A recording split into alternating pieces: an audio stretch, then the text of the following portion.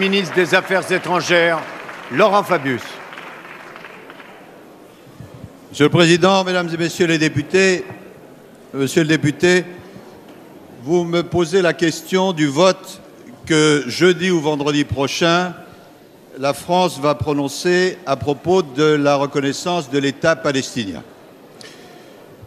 Ce vote, nous allons le faire à la fois avec cohérence et avec lucidité.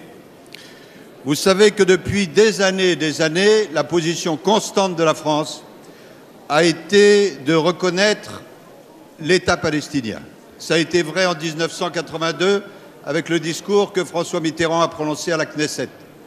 Ça a été vrai l'année dernière lorsque la France a voté en faveur de la reconnaissance de la Palestine à l'UNESCO.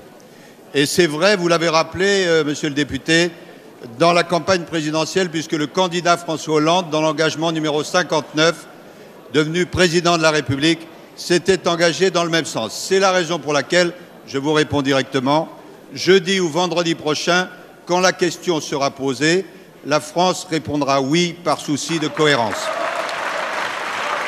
Mais en même temps, Mesdames et Messieurs les députés, il faut faire preuve dans cette affaire de beaucoup de lucidité.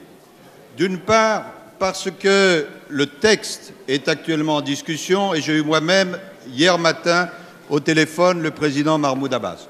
D'autre part, parce que, ne cachons pas, que le moment où cette question va être proposée est un moment très délicat, à la fois parce que le cessez-le-feu est extrêmement fragile, parce qu'il y a les élections israéliennes, parce qu'il y a un changement dans la composition de l'administration américaine. Et puis, de toutes les façons, c'est seulement par la négociation que nous demandons sans condition et immédiate entre les deux parties qu'on pourra aboutir à la concrétisation d'un État palestinien. Si l'on est à la fois cohérent et lucide, à ce moment-là, on travaillera pour la paix. Merci. La parole est à monsieur Jean